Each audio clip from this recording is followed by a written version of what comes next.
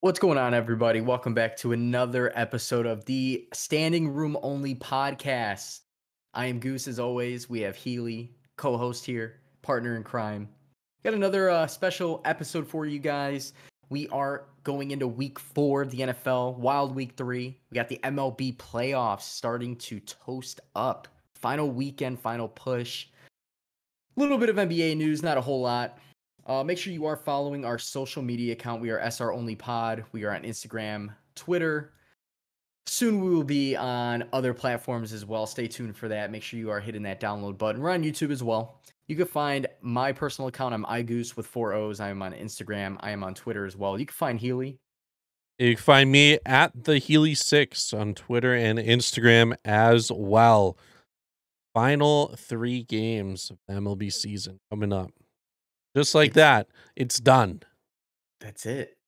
That's it. Baseball is one of those where you can't wait until October, but then once October comes, you're like, oh, and then the season's done. You're just like, I want it back. Yep. And like one of the most underrated parts of baseball, I get you don't want to watch every game. I get like there's too much sometimes, but for someone like me, it's nice to just put on a game during the day. It's on during the day most of the time. It's on at nighttime. You can always have a game on. And now I'm not going to be able to just put on a game. True. But at least after Sunday, we are going to get intense October baseball. I love it. I love it. Obviously, as a Sox fan, I get to see them at least play a full series.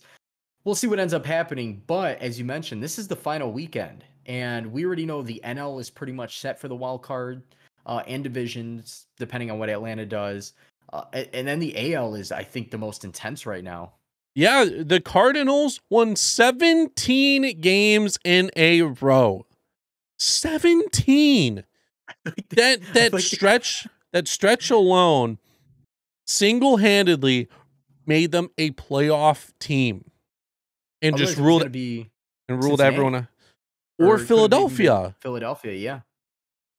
But the Cardinals came out of nowhere. I don't think they were like a good enough team to even like make the playoffs compared to these other teams, but they got hot at the right time, which is what you need to make the postseason and to win the World Series. Like, it might be the worst put together team in the playoffs in the National League. Wouldn't want to face them right now, though. Like, the Dodgers are potentially going to play them in the wild card game.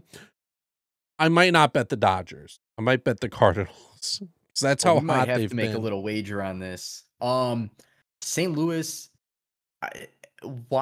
there's something, their franchise is blessed. I mean, midway through the season, we're like, there's no chance. Even when the Cubs were good, St. Louis was kind of floating there. Cincinnati got hot. They were pretty consistent year round. Obviously, Milwaukee taking the division. I did not see St. Louis doing what they did. To be honest, I didn't see San Diego dropping the way they did. No.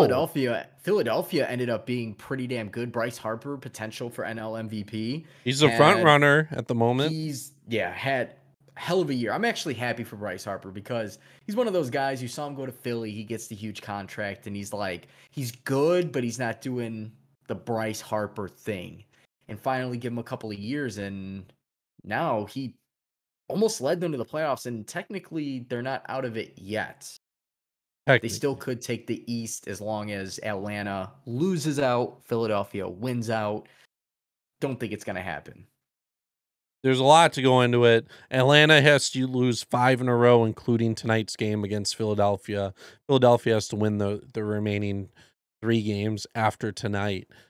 Not ideal for Philly, but Bryce Harper, he was also doing well the past couple of years. And it's just people pick the most random things like batting average and whatnot. And since he was so good, he wasn't putting up his Bryce Harper like super sick numbers, but he was still a really good all-star above average player. Oh yeah, absolutely. He was never bad. him and Soto are like the top 2 MVP guys. I didn't think there was going to be a guy that would compete with Fernando Tatis for the MVP. He had like 30 home runs at the All-Star break, it felt like. He kind of cooled off. He got hurt a little bit. Yeah. But him and the Padres in general just fell off a cliff. Padres are going to finish below 500. With how they started, I would not have expected that. With how they finished last season and with the addition of other players and I mean, obviously the injuries and missed games by Fernando Tatis was big. I know that there is maybe some drama, maybe not, between him and Machado a couple weeks back. I don't think it was anything serious, but they definitely have a lot to take into consideration. And they're one of those franchises where you're like, how were they able to sign all these guys? How are they able to have the talent that they have? And it just goes to show baseball is a team sport. It literally is a team sport. Just like a lot of other sports, you can have the highest payroll, second highest, top 5, and it doesn't matter. Look at the Rays, who had the lowest, and they ended up going to the World Series. Look at the Giants. Or the Giants. If you don't really watch baseball, you could probably name nobody on the Giants. If you watch a little bit of baseball and you know, like, say, for instance, your home team and your home team only, you probably couldn't name anybody on the Giants. Unless I mean, a lot of the guys have been on the Giants for a while. So, like Brandon Belt, Buster Posey, a few of those guys. The fact that they're doing what they're doing is very impressive. Over 100 wins, probably taking the division from the Dodgers. I think they just have to win one game. And that says a lot. They're up 1 game going into the weekend. Who are they playing this weekend? It looks like they're going to be playing the Arizona Diamondbacks. Arizona. And LA is playing. I don't know who LA is playing. Milwaukee Brewers. Oh, yeah. The Brew Crew. That'd be a little interesting series. Kershaw should be on the mound. I think he's pitching tomorrow, if I'm not mistaken. Mm-hmm. So yeah, Brewers might rest their guys. Who knows? Since they already clinched. But then on the contrary, you have the AL. And, obviously the Sox clinched their division. The Central ended up being a little bit easier than expected. You have in the East, the Rays, they clinched. They could have ended up with 100 wins. And then you have in the AL West, you have Houston. Astros. You have Houston, which technically didn't clinch, but more than likely will clinch. Yeah. Yeah, they haven't technically clinched their division yet, but they just have to win one. But it's the wild card. It's the wild card that's nuts because you just had a crazy Yankees and Boston series where the Yankees, I think, didn't they sweep Boston? Yep, they did. And they pull ahead.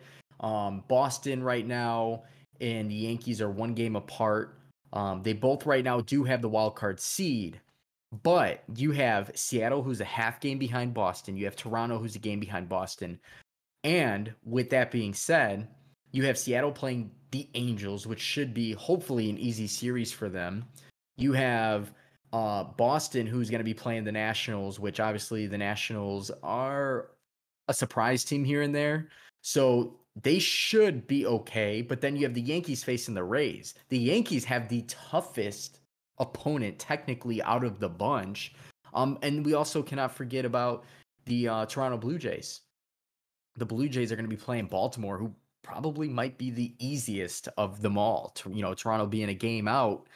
Anything's possible with the AL. You will see playoff baseball, the intensity of these must-wins in 4 different series, 3 or 4 different series now, because even Boston, even though they're a game up, they still have to win. Mm-hmm. The AL is one to be on the lookout for. And even then, the teams that make it, I don't want to say they have an advantage, but that momentum is going to help a lot going into that wild card game. Right now, Boston at recording, Boston's losing 3-1. If they lose, Seattle will be tied with them. And Toronto, if they win tonight, will be tied with them as well. And the Yankees would be 1 game up of everyone. So I want Toronto to win. It's 1-1 right now in the 5th inning. Yankees, Blue Jays. I want the Blue Jays to win. So this weekend, everything could change. You have to win at least 2 out of 3. Probably need to win 3 out of 3. I like Toronto. I love their young, talented bats. The pitching's pretty good, but I mean, we saw Toronto Mhm. play, which was pretty cool. I only went to 2 games this year compared to your 16, which you just went to this past weekend. And Seeing yesterday. Vladdy and everybody else, Bichette. Oh yeah, and yesterday. It would be to me. It doesn't really matter who. I mean, the Mariners are a very fun team to watch. Surprisingly, um, I, I don't know. I think as a White Sox fan, I don't want to see the Yankees. I feel like in that series that they had in August with Field of the Field of Dreams. Dreams game was an awesome game, but besides that, the Yankees kind of wrecked the White Sox a little bit in the following 2 games. Um, I don't I don't know if I want to see the Yankees in the playoffs as a Sox fan. But then No. again, the whole AL is so stacked that it's like pick your poison. So we'll see. With the Mariners, I don't know if I would want to see. Here's the thing. It'd be awesome to see Seattle make it just because they have not made the postseason in 20 years. Mhm. Team-wise, though, they aren't, like, that great. So I would rather have a competitive wild card game between, especially an AL East team. It's gonna be 2 AL East teams if Seattle doesn't make it against each other. Then whoever wins that faces the other AL East team, which would be the Rays. And that would be an intense series right there. So, Absolutely. from a viewer perspective, I want either the Yankees, Red Sox, or Toronto, preferably the Yankees or Toronto. But whoever makes it, man, here's another thing. I want to see a tie after the weekend so we can get an extra day of baseball. Oh, the tiebreaker game. Play a Not game including the wild card. 163. Yeah. Not including the wild card game. Didn't we just have that a year ago?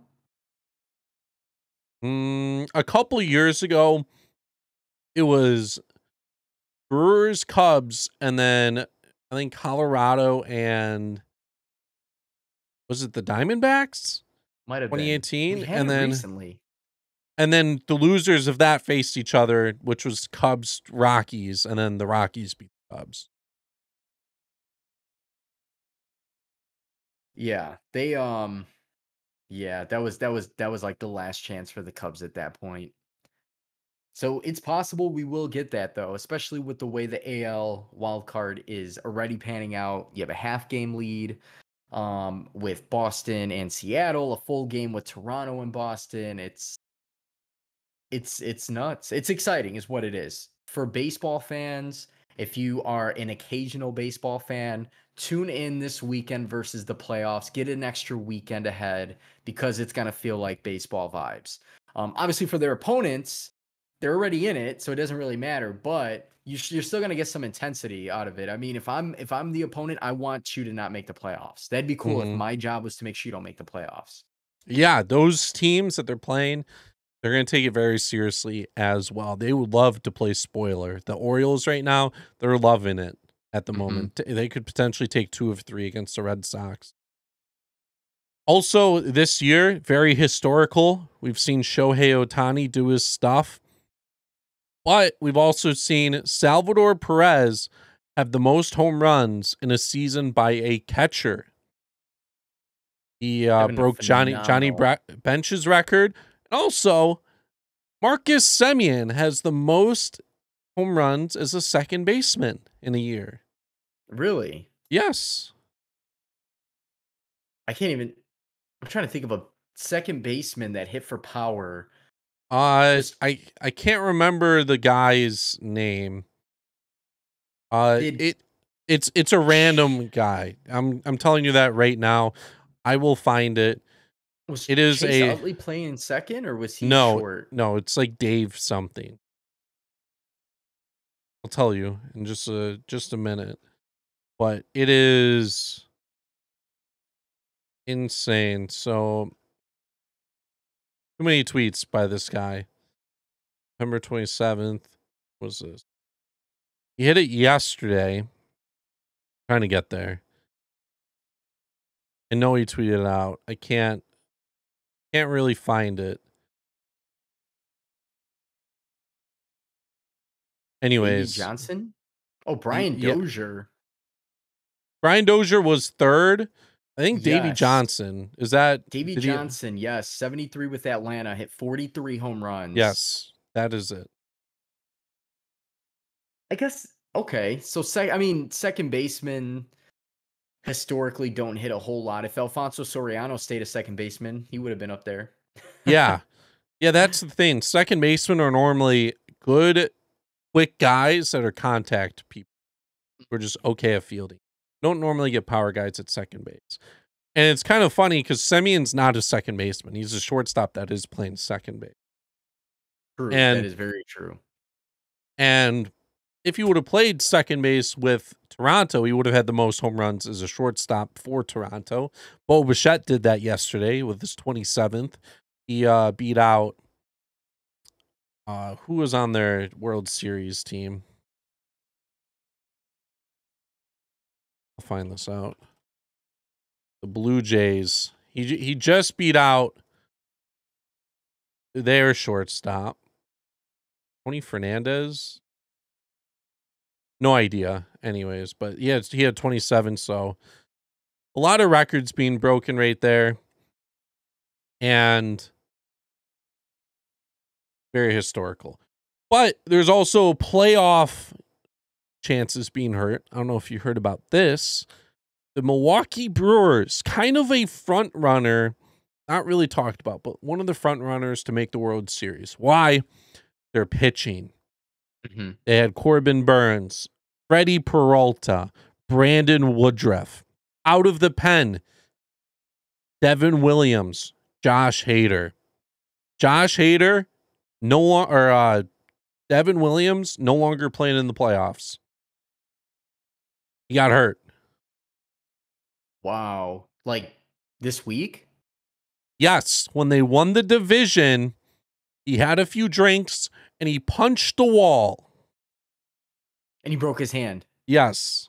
Oh my gosh. That's the most frat thing I've ever heard in my life. Broke his hand celebrating, punching a wall. That's horrible. Their best setup guy, too. Like, he must feel absolutely terrible. Wow. Well, that's going to hurt them. Hopefully, if they do proceed, because baseball, you get a day in between. Are they playing back-to-back? I don't remember the baseball schedule. Do they play back-to-back games if they're home? So, in baseball playoffs, you only get day offs for traveling. Okay. So, there's a chance they're probably going to miss him unless he somehow makes it to the World Series. He's getting surgery. Done. It's that bad. Okay. And I assume it's his pitching hand. Yep. That's what he punched with. Yeah, a bunch of people yesterday were quoting a movie saying, like, the quote of the movie is like, punch with your glove hand or something like that. Oh, it'd be completely different. Yeah, at least if your glove hand. Broken hand. Yeah. Yep. Wow. That's a bummer for Milwaukee fans. That is definitely a bummer. So we don't know what's going to happen after this season. St. Louis might run the hot streak again, and yeah, they might make a couple signings. Their pitching isn't the best. They could sign a starter, I guess. Yeah. Who knows? Yep. Also in injury news, Brandon Belt probably going to miss a bit of the playoffs, maybe even the entire playoffs. He fractured his thumb. Oh no, the captain. Yeah, he was doing very well. Giants are deep in general. They've had guys that fill in anywhere. Yeah. But it's tough missing out on a guy like Brandon Belt, who's done so much for their team. For so long. He's been around for a while. So anyways, long story short, make sure you guys tune in. Tune in this weekend. We'll be talking about it next week. I think, Healy, we agreed that we'll end up recording. It's Thursday today. Next Wednesday, we should have the playoffs set. The wild card games should already be done. If not, probably that Wednesday will be the last wild card game. And then we'll give our baseball predictions. We'll put it out in Twitter world, see what you guys think for our polls and your predictions as well. We're curious to know what you guys think and why. So Yeah. we'll put that out there. We'll definitely put that out there. Yeah, we're gonna go over our MVP picks for the year. I'm still mad that I picked Shohei last year and he ended up doing it this year. Go over all that, whatever, next week. Be on the lookout for that. Not much basketball news this week. We got media day. That was about it. I think a remark would be I saw the Lakers. They posed with Anthony Davis, LeBron, and Westbrook, and it formed 360. Yeah, I I think saw that's that cool. too. That is pretty cool. They got that going on. I mean, these guys have all three been in the league so long, including Anthony Davis, who I know is a lot younger than all of them, but he's Yeah, been in got the drafted league for quite a while. 2012. Yeah, almost 10 years. So they seem to be having a lot of fun. Westbrook, I don't think I've seen him in the public eye having fun with his teammates like the way he is. I'm not saying that he doesn't go out and bust his ass and isn't the best Yeah. player on the court, but he seems to be laughing and having fun and media day, and there's pictures of them all like kind of laughing and joking, and so it's cool to see him having fun. I mean, he's one of those guys that I think deserves a title along with another handful of guys in the league, Chris Paul, so on and so forth. So it'd be kind of cool to see how they compete together, and they got Rondo there, and I like the team that they have. I think they're definitely the favorite out of the West. I can't really imagine another. I mean, Phoenix to me isn't even top four when everybody's healthy. That's just personal opinion. So it'd be interesting to see. And then obviously our Chicago Bulls, we got to see the new look. Um, it's funny because the over under for them is like 43 wins, which to me is kind of wild to say that they're barely gonna go over 500. Mm-hmm. I would give them at least 48, 49 wins personally, but we'll leave that for my parlay, if you will. But and yeah, I'm excited for that. I'm definitely excited for the Bulls. I also saw Kevin Durant. He had a press conference. Not going to go over the David Letterman obvious joke question, but there was a question asked to him, like, so, like, if your foot wasn't on the line or whatever, you guys end up winning that game. Like, he pretty much assumed like they would win the championship, and he like asked him about that, and Durant was like, "Yo, like, even if we did make it, I had to play 48 minutes, 3 games in a row. Like, I don't know if I would have been able to do it and, like, win the championship. There's no assuming there." Yeah, we did lose to the champions. Like, it felt like a championship series right there. And someone brought up, like, Harden, and he's like, he had a hamstring issue. Hamstrings, you just don't really recover from. Yeah, And I thought it was and it good on can be a him day. Yeah, being like, yeah, like, props to the Bucks. Like, I don't even know if we would have got there. yeah. I still believe that they would have taken the Phoenix Suns. I just felt like the Phoenix Suns, unfortunately, and I'm not trying to take this away. Like people kind of like badger me on social media when I say this, but they were overrated. They were not ready to be in that light yet. It just so happened that the Clippers were hurt. The Nuggets really didn't have a squad in the playoffs. They were beat up. No Jamal Murray. And who was their first series was super easy. Oh no, it was the Mm, Lakers. Lakers were hurt too. yeah. Lakers were hurt. So it's like, and if Anthony Davis played that last game, who knows what would have happened. So Phoenix, yeah, maybe they could have beat a tired and hurt Nets team. It's possible, but I think we all know realistically who if we had to put our money on it, who would have won. But that's you know what, that's good though. I know Durant. I think today's his birthday. Maybe yesterday he just turned 32. For him to go out and say that, it's he knows deep down like we're about to have another run for the next 2 years possibly. The team, I would say, got better in the offseason. They got one full season in together, so they're going to be tough. The Nets are going to be easily the team coming out of the East, even though the Bucks just won the championship. So they're 1-2 right there. Ben Simmons is sitting. I don't know if that's a surprise anymore. Oh yeah, like we talked about Ben Simmons sitting. He officially came out and said he is no longer playing and he will forfeit his money. Like he is 100% going with it. It's not a bluff anymore that he's not playing. He's made a lot of money so far. Endorsements, his major And he's contract, super which is a young couple too. years. And he's super young. His first 2 years in the league, fresh legs, didn't play. He's really only played, what, 4 full seasons technically? I could be wrong, maybe 5. And for him to sit another, I personally think, and I just don't know who is, Philadelphia doesn't want to, they don't want nothing in return. And I get that. But what do you do? If you don't pay him, technically you can't just go sign somebody because he's on the payroll. You got to find him per game he doesn't play. So he's still affecting your salary cap. It's just a matter of, will they eventually say, okay, we don't need the world in return. Give us 2 draft picks, future picks. Give us a solid player in return. Because you will unload this salary cap by trading him and allow you to hit the free agency this year, which is better than what it was this past season. Few players, actually. Don't know exactly. I remember going over it, but I remember this upcoming free agency is going to be not bad.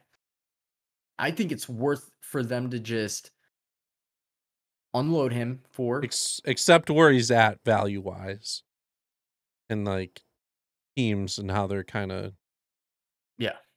And that's why they're awful. going to have to accept they can't get a lot for him. You saw what he did in the playoffs. Now, granted, he did have some great games where Embiid was out. He put up against Jazz like 42, 43 points. He showed signs in the offseason. Apparently, he can shoot threes. In the regular season, he can't even shoot free throws. I don't know what his issue is.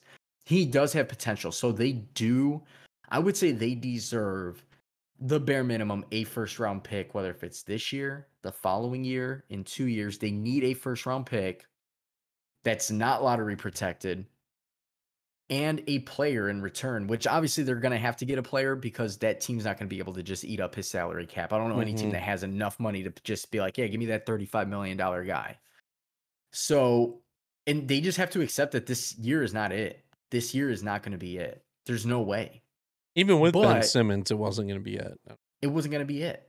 But who's to say they don't bundle, get a solid draft set, a player, and use those guys to trade before the trade deadline? They can easily be a great team with Tobias Harris, Joel Embiid, and if they're able to bundle something together, get another player to pair up in the backcourt with Seth Curry. Seth Curry actually was not bad. I like Seth Curry. He's playing up to the Curry realm, if you will, of being a solid shooter. He was pretty good in the playoffs. So I think they just have to understand that it's done. And Ben Simmons literally is willing on losing a lot of money, and that says a lot.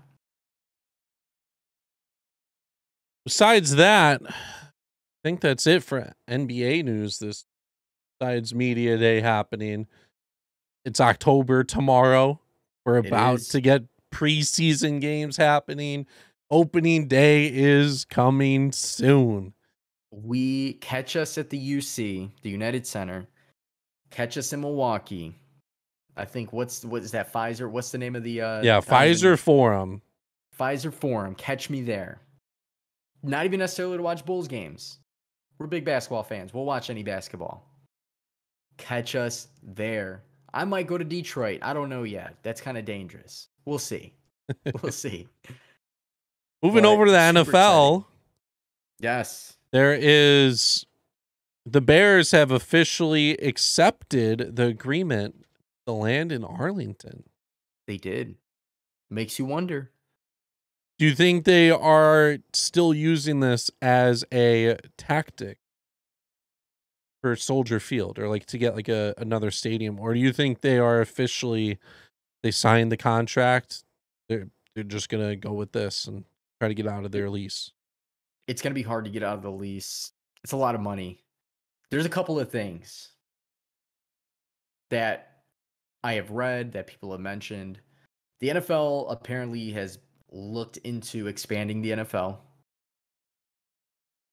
That's one aspect. So if they do expand, maybe behind closed doors, there's going to be another Chicago team of some sort. It's possible. We've seen 2 LA teams, The New York 2 New York teams. teams. It's possible. It is very possible. And you get this Arlington, which is outside of the city. So it's still close to Chicago. You could still call it the Chicago whatever. It could be a tactic like they've used before. Reconstruct their lease, their current lease, whatever. They don't necessarily have to move the team there. Or they are going to move the team there and bite the bullet on the lease. But the fact that they finally came to an agreement now draws the interest of people who live in Illinois and Chicago. At least us, we're close to Chicago. Pretty damn close, actually. It makes you wonder, and I'm not even a Bears fan, but it makes you wonder, what is the move? What is the move? We'll find out, obviously. We won't find out probably for it could be a couple of years. They're still on the lease, I think, until like 2030. Could be wrong. Yeah, it's still way might be 2032. Yeah. I have no idea. It might be like a decade left. Mm-hmm. So Too long for me, but it could be anything. It could be anything. It's going to take it's going to take years to build that stadium regardless. So by the time they get to that point, it might be a point where Soldier Field and the Bears come to an agreement to like buy out, or the agreement money wise, it's going to cost way less to get out of it. Mm-hmm. Yeah, that is true. Could be a 4 or 5 year project. And then obviously around there too. So parking lot, which actually they have a pretty big parking lot as it is. So, but it'd be interesting to see what they end up doing. Other news in the NFL. It's not really news, just an update. Tom Brady loses. Tom Brady lost. Is this not big news? Tom Brady has gone down to the LA Rams. I guess this would be our game recap. Yeah. Probably should have started off with the Bears, speaking about the Bears. But we'll go with the Bucks. We could have. I just wanted to get it out of the way that the Rams look pretty damn. Let's go with the good, the bad, My and the Super ugly. Bowl pick, Los Angeles Rams. I tweeted out the other day, and at the time I was like, okay, the Bucks started to come back a little bit in the game. And then after after the Rams kind of held them off, I was like, man, the Rams are a damn good football team. They're scary. They're a very scary team. You add Matthew Stafford to that offense, and it is crazy what that team can do. It's crazy to me. I mean, you have Deshaun Jackson blowing up for over 100 yards on like 2 catches. Haven't seen that out of him in like 10 years. Forgot he was even with the team. I forgot he was in the league. I saw him going deep 4 times. I was like, oh man, Deshaun Jackson. You add Matthew Stafford in the mix, and their run game. I think Darrell Henderson was out. He was hurt, but he's coming back. Who else do they have? Sony Michel? Yeah, they traded for him. Traded for Sony Michel.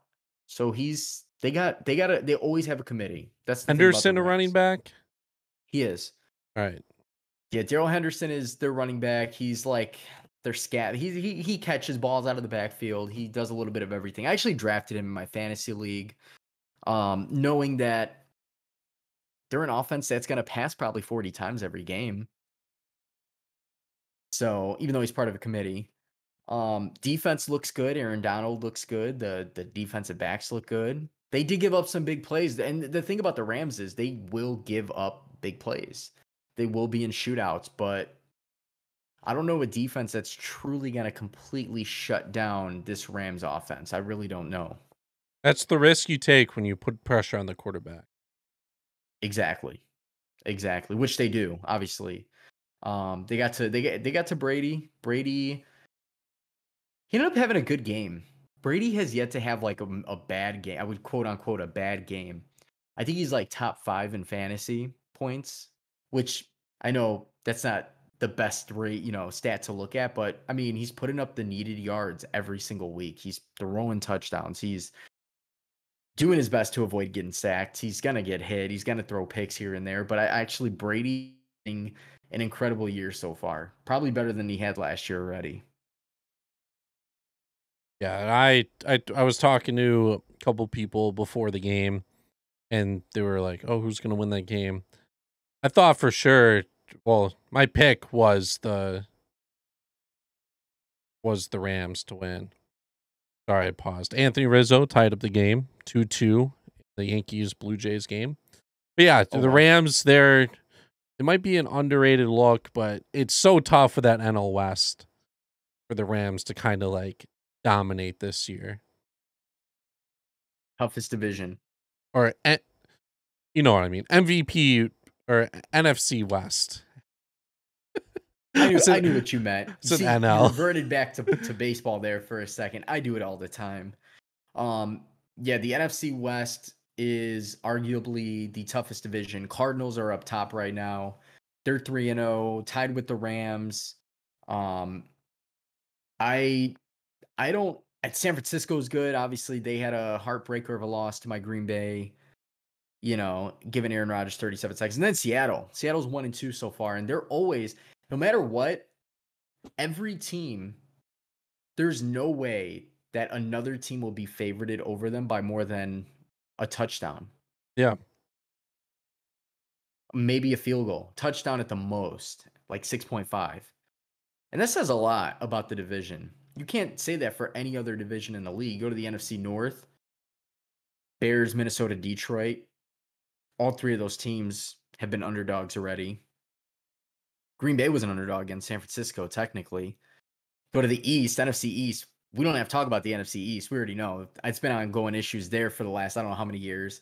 The NFC South is pretty interesting because Carolina's undefeated. They've literally only given up 30 points on the whole season. Their defense has been pretty damn good. And they're ahead of Tampa right now. Tampa and New Orleans are 2-1, but still, again, some of those teams are underdogs.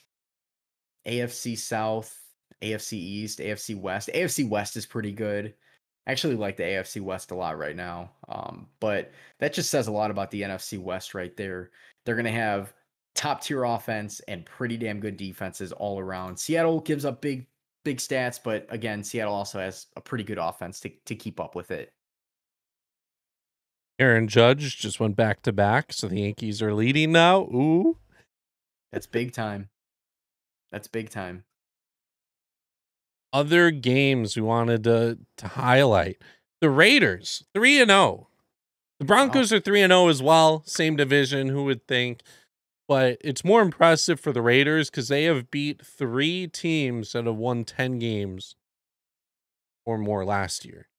The Dolphins, which I forgot they won 10 games. They beat the Ravens. And then week 1, who they play? Well, week 1 was Baltimore. That was that overtime game. Okay. Yeah. Week 2 was Pittsburgh. Pittsburgh. I got my weeks mixed up. I don't even know. I'm like kind of speechless right now because I don't know if I'm sold on the Raiders yet. Like Pittsburgh has been a very tough team to watch so far. Miami, they did go into overtime. Miami had a chance to win the game. They are on their backup quarterback. Baltimore technically shouldn't have fumbled in overtime and won the game. So I don't know if I'm sold yet, but surprised nonetheless. I mean, the fact that they are undefeated against these teams says a lot. Because Derek Carr has been a wild card type quarterback for I don't know how many years now, where you're like, he's good. But then you're like, oh my God, he sucks. But he's good. And now they have a okay defense, I'd say, is doing pretty well. Gruden's doing a good job with this team collectively. I would say Gruden definitely should get a lot of credit there. They do have a tough one coming up here against the Chargers, which obviously Chargers are another team in the division in the AFC West, which is pretty loaded. As you mentioned, the Broncos are 3-0 as well. Their defense has given up only 26 points in 3 games. Shut out the Jets in their last game. Gave up 13 against Jacksonville, only gave up 13 against the Giants. I would say they've had a pretty easy schedule so far. They faced Baltimore. this upcoming week. I think you and I both agree Baltimore should win that game, but we'll see. Defenses matter. Defenses Yeah. matter. The Lions almost beat Baltimore. They did. If it wasn't for a 66-yard field goal. Oh my gosh. What a kick. It was a doinker. It wasn't a double doinker in like Chicago got. It was a doinker. It was more than enough. Just enough, let's say. Bounced over, set a new record. Justin Tucker. Yeah, MVP he was fantasy kicker like every year. greatest kicker of all time. Don't want to go that far. He was practicing 60-yarders before the game and making them pretty easy. I saw a replay and like someone mentioned it. He did like a little hop before he kicked the 66-yarder, try to get a little more oomph in it. So that helped him out. Also, before that kick, he made 49 field goals in a row, which pretty good. I was like, all right, they showed this statistic. It's going to end. No, he wanted 50. He took number 50. And also, in the final minute of games, he is now 16 for 16. Wow. Clutch.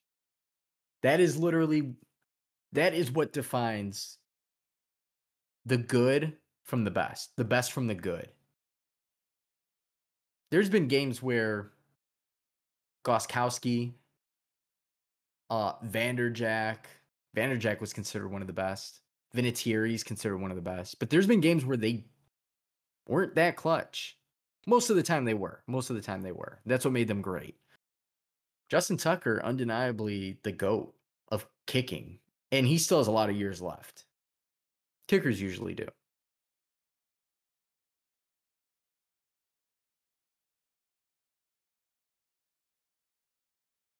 More baseball updates. Gleyber Torres hit a home run. Is now 5-2. Robbie Ray, what a blow-up inning. He is going to be taken out. Sorry to be going back and forth with this, but it's a huge weekend, and the Yankees are looking to clinch that playoff spot. They wouldn't clinch, but they're definitely a highly secure spot going into the weekend. Like we said, folks, it is a wild race in the MLB this weekend. Definitely tune in. Besides that, the only other game I really want to highlight is Green Bay and The San Bears? Francisco. Oh yeah, we still got to talk about Chicago. You know what? I don't know why it's on the back burner. I think it's because of how bad it was, and I feel like it's not a true testament to Justin Fields. Let's talk about that. But before we get into it, today on ESPN, Stephen A. Smith, I know this is what they want. This is why they do it, and this is why these guys make millions, why they're on TV. Stephen A. Smith on his show today had a segment, should Justin Fields start like parting ways with Chicago and like get it out? That was a topic. But why is that a take? Oh, well, they do that. They do. It's stupid. They make millions. That's why. Yeah. And we were talking about it right now. That's why. Because people talk about it. Gets people to go to the show to watch it and see those insane takes. It's like the stupid commercials. You always remember the stupid commercials. It's like the berries and cream commercial. Nobody ever forgets the berries and cream commercial. Yeah. So we both watched the game. We both had our opinions on the game. I think, when we were texting back and forth, we both agreed. Where's the adjustments? Why is the play calling still the same? Why does Matt Nagy continue to keep taking the play calling back? Does he think something's going to change this time around? You have a complete different quarterback behind center for this game. You have a guy who's very capable of scrambling, throwing on the run. The pocket is collapsing in a half second because Myles Garrett is a freak of nature. He's glitching across the line. And you make no adjustment to that. You're not even, and this is, and again, a lot of Chicago fans, it was, Mitch Trubisky. I know Mitch was making bad throws, but you got to remember he's a mobile quarterback. Where is the mobile quarterback? I can watch any game and watch Aaron Rodgers scramble. Even against San Francisco, as recent as Sunday, he did it. You can see Josh Allen. You can see Pat Mahomes. I mean, almost every quarterback in the league who is a bit mobile is scrambling and throwing on the run. Justin Fields, granted, he didn't have a lot of time. That did kill them. But the play calling just was so lackluster, and it was almost like play calling for if you had Andy Dalton behind at QB. You don't. And it makes you wonder, was Mitch Trubisky the problem, or was it Matt Nagy? I think it's Matt Nagy at this point, and I think everybody thought he was going to get fired and Ryan Pace was going to get fired in the offseason. No, let's bring him back for another run. We're going to make a huge splash in the draft. We're going to get Justin Fields. But we're going to keep the same BS out there, a.k.a. Nagy. And so at this point, you're not setting any of your quarterbacks up for success. You're not setting up your team for success. In the working environment of careers of any field, when your team is not set up for success, who do you fire? Manager, the coach. I don't care that the pocket was collapsing. You have done nothing well. Your defense kept you in the game against Cincinnati that you almost blew. The route combos are terrible. The wide receivers. Horrible. And the thing is, they have talented receivers. I love Darnell Mooney and Allen Robinson as a duo. I think Robinson that's a good duo. has 50-something yards through 2 games. Or 3. Should not happen. Should not happen. Says a lot. And the run game is not bad. David Montgomery, he should be able, with how he's running, the pass game should be open. Yeah. But it's not. The Bears actually played Cleveland well in the first half. They shut them down twice on back-to-back drives on 4th down. Sacked the quarterback, set Baker Mayfield twice. It hurts that their draft picks are on the IR for the O-line, but still. The game plan has been terrible. The offensive line, terrible. Justin Fields had no help out there, and he was just eaten alive. And now they aren't even announcing who's going to start, which is fine. I get it. You don't want to announce it. You want there to be some competition. The fact that Nick Foles is in consideration to start. That's exactly.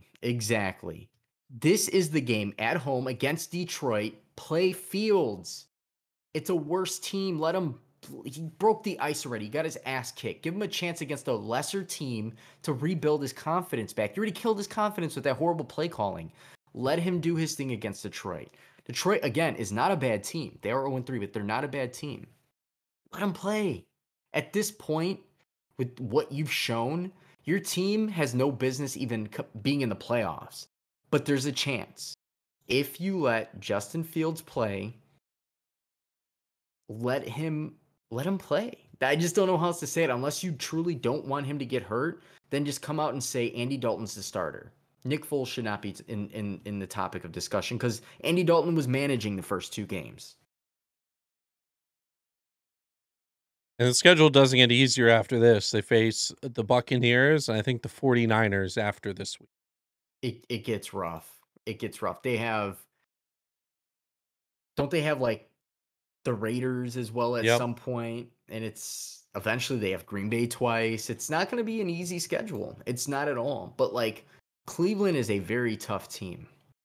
That's a tough game for Justin Fields. Makes it with the bad play calling, with no O-line. Let him get his redemption. He might have a breakout game against Detroit, and all of a sudden he finds his mojo. Maybe, maybe not.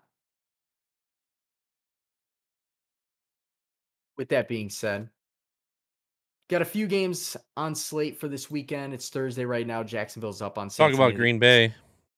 Did we? Oh, we didn't even talk about Green Bay. No. Green Bay, game-winning field goal. Why? Here's why. They blew the game. They let San Francisco come back in the second half. San Francisco actually played a very let's say a very good second half of football. Packers were dominating at one point. I don't want to say dominating. They were up 2 scores most of the game. Garoppolo does this thing. 49ers take a late lead. 37 seconds left in the game. Who other than Aaron Rodgers would you trust to drive the team down with no timeouts? Nobody. 2 passes to Devontae Adams, who surprisingly stayed in the game after a helmet-to-helmet hit. Hopefully he's okay. Get the ball, spike it. What was on your? I thought that I didn't count them out. I had a weird feeling they were gonna win because 37 seconds from the 25 or 30, anything could happen. You know the biggest mistake by the 49ers right there at the end of the game? The kicker destroyed it through the back of the end zone instead of kicking it to where the Packers had to take it and waste a few And seconds waste off 6 seconds or something. Yep. and I end saw up that back at the too. 25. Always want them to return. I guess they're worried about a return, but don't they realize who The who chances they're are way playing? smaller than that. Yeah, exactly. The average return is just around the 25. Let's say they start at the 28, they start at the 22. The variance isn't going to make it different. There's 6 less seconds on the clock. Exactly. And you gave Aaron Rodgers more time, who has proven to be probably the most clutch quarterback in the history of the game when there's like a minute or less left. And he got 2 passes off. Devontae Adams was open on one, but it was still a tough pass because there was a 49ers player over the top and underneath. Granted, he had like a 6-7 yard distance, but for him to do that, it was great. Devontae Adams' hands are like second to none, maybe to DeAndre Hopkins. And then Crosby's hit like almost 30 in a row. He's hit like 38 of 40 over the last couple of years. He's hit like 27 in a row or something. So that was pretty good. I mean, Rodgers was confident, but on the sideline, it looked like he was pooping bricks. And it was the first time this year where I've seen Rodgers actually show positivity, excitement, not just like Frank Gallagher from Shameless. He actually looked like that. He had that fiery, like fist pump. Once that tone gets set for Aaron Rodgers, it's smooth sailing. Has been in the past. First game was a fluke. He even said it himself. So I'm excited. I'm excited as a Packer fan. All right, Green Bay now does. week I 4. was gonna say Green Bay does have a Pittsburgh this week. We'll see what ends up happening there. I don't think Pittsburgh's too difficult. With the way Big Ben's been playing. The Bears have Detroit. A couple of the other games I'm looking forward to. Just looking at it right now, I think the biggest game is going to be potentially of the year. Arizona Cardinals against the LA Rams for first place in the division. 2 of the most fire-powered offenses. Both defenses have been good all year. I'm excited for that. Kyler Murray, Matt Stafford. That's my game of the week. Yeah, no doubt about that. And we get to see if the Cardinals are legit because we kind of wrote off the Cardinals. We picked 3 teams from the NFC West making it, and it was Seattle, the Rams, and the 49ers. We didn't include the Cardinals in any of our playoff picks. And that's only because of the division. Any other division, the Cardinals would at least be in the playoffs, I think. Oh, no doubt. They got to play the teams in their division 6 times. So this game. So Cardinals are the underdog. They're giving the Cardinals 3.5 point spread. Offensively, Cardinals are 2nd overall. Defensively, they're 11th. For the Rams, they're 13th on the offense. Defense is 20th. This is just based on, if I'm not mistaken, points. Cardinals on paper so far through the season is the better team, but I still think the Rams. It's tough to run away from Aaron Donald. So we'll see. Both defenses do occasionally give up big plays, big yards. I think the over-under on this game. Do they even have the over-under? I don't even see the over-under on this game. It's got to be at least 55.5. Let's see.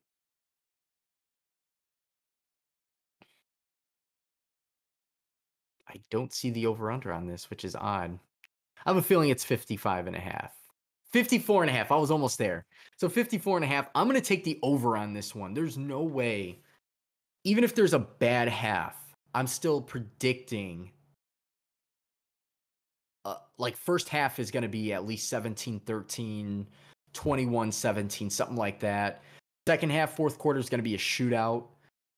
There will be turnovers in the game, but I feel like it's going to be a lot of passing to where there's going to be just a lot of downtime. So I'm expecting them to be at least at like a 58-point range to 60, if not more.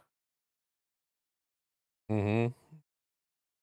The one game, if you decide to watch a game this week, though, has to be not the game of the week, as we just went over.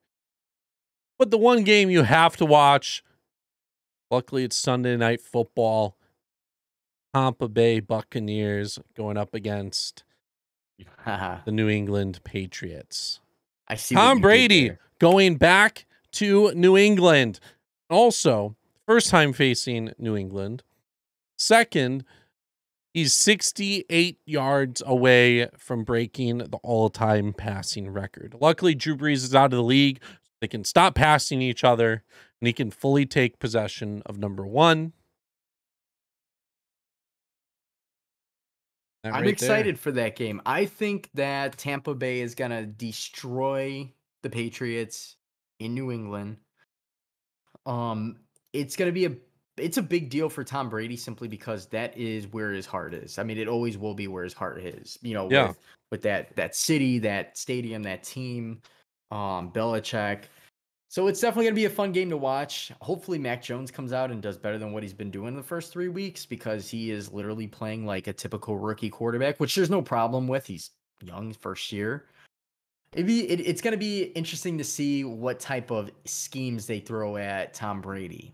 It'd be cool to see him throw an interception, but also on the other end, break the record and maybe throw 4 touchdowns to Rob Gronkowski. Yeah, that'd be great. Yeah, right. Rob's also making his return to Tampa Bay, or to New England. Yep. So that actually, I know it's not game of the week, but it's a must see. It's definitely a must see game. He's got to get a standing ovation. Yeah, it's a historical game. How do you boo him? Yeah. How many more years is Tom going to be in the league? Just like a history standpoint, you have to. Will he ever play again in Foxborough? Probably not. They don't play them every year, so no. It'd be interesting to see. Definitely tune in. Be on the lookout too. This past week, I did not post my FanDuel, which I should have because I scored like 170, no cap. Be on the lookout for that. I'll post that early Sunday. Compare it to what you guys do. If you guys don't do FanDuel, if you guys are interested, I'll give you guys a code. Let me know. I'll post it on Twitter. Definitely make sure you are following us regardless on Twitter, Instagram, definitely Twitter, and soon we'll be on TikTok. Be on the lookout for that as well. We got some things up our sleeves. First couple TikToks going up tomorrow. Was going to be planned today, but I had stuff going on. So definitely tune in next week. Baseball predictions, more NFL, more NBA as we get closer. This is a good year. Good time of year, I should say. Next week's a huge baseball episode. For anyone curious, there will be the other sports, but it'll be minor discussion. As always, SR Only Pod. You can follow myself at the Healy 6. I'm iGoose with 4 O's. Hit that follow button, like, subscribe, download. Get to it.